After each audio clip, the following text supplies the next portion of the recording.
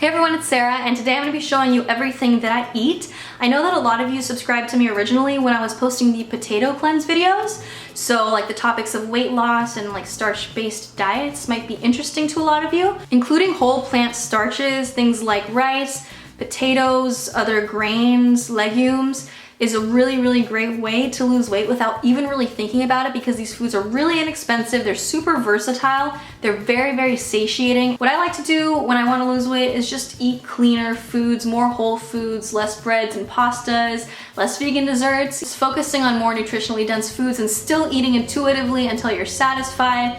It's gonna do the trick, you guys. Oatmeal is a great staple breakfast. I like to use steel cutouts as opposed to quick or rolled oats because they're just less processed, they have a nice chew to them, and they take a little bit longer to digest, so they'll keep you really full.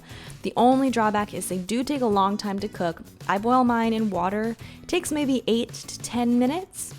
And in general, but especially if you're trying to lose weight, you want to try and reduce the amount of refined sugar you're consuming. So what I like to do is just use a few drops of vanilla stevia first, give it a stir, and then I just top it with a sprinkling of coconut sugar. I add a splash of rice milk or other non-dairy milk to make it a bit creamier. And some of my other favorite oatmeal toppings are coconut flakes, raisins or cranberries, cacao nibs. I love sunflower seeds or any other nuts. I also really like to stir in some powdered peanut butter or some hemp or chia seeds. But today I'm adding a handful of this low-fat granola. It's from Trader Joe's and it's really good. And it's just gonna give it a bit of a crunch. Dr. McDougall does recommend that you get most of your calories from starches, but fruit does make a really nice snack or a substitute for more processed desserts. So a few hours after breakfast, I'm having just a sliced apple. These golden delicious ones are my favorites. And I'm gonna add a bit of powdered peanut butter to it. And this has been one of my favorite snacks recently. Sometimes I like to add like a little bit of a sprinkling of granola in there for some extra crunch, which just makes it even more delicious.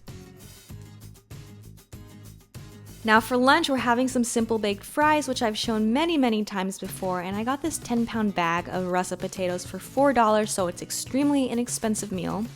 I prefer to peel mine and cut them into thinner fries so that they cook faster. And this is one of my favorite seasonings ever. It's a salt-free garlic pepper, so I'm going to be quite generous with this.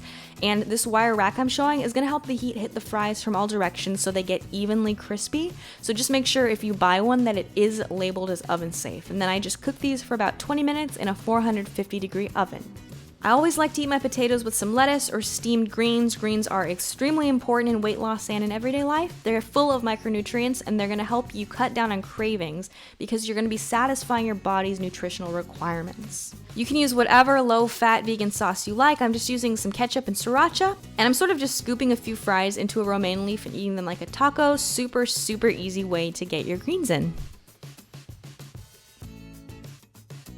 Okay, when I'm at home, I am one of those people who prefers to eat smaller meals like 5 to 6 times a day, so I'm just having another piece of fruit as a snack. So I chopped up a grapefruit and I'm adding a bit of powdered stevia and some coconut sugar, and it is absolutely delicious.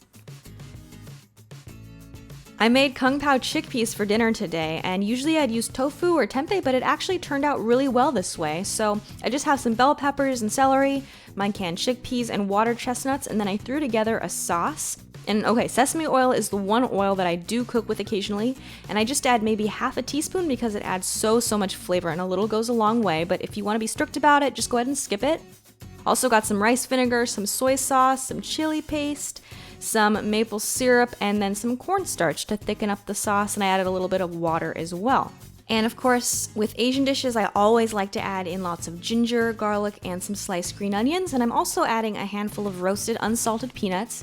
Now nuts are higher in fat, so you don't want to go crazy overboard with these, but a few is totally fine, and it adds a lot to this dish. Now, I recommend investing in some non-stick pans so that you can saute your veggies in water rather than oil like I'm doing here, and they won't stick. This is a great hack because it's not going to take away much from your dish, but refined oils are essentially just empty calories, and it's much better to be getting your fats from their whole food sources, like avocados and nuts and seeds. But once I've heated everything through, I'm going to add the sauce. Just give it a moment to come up to a simmer, and then it's going to thicken, and the dish is done. It was super easy, very flavorful. I served it with a side of just blanched broccoli. Again, your greens are super important. I served mine separately separately because I personally just don't like my broccoli to get all soggy with sauces, but you can add it into the dish as well. And I'm also serving it with lots and lots of brown rice.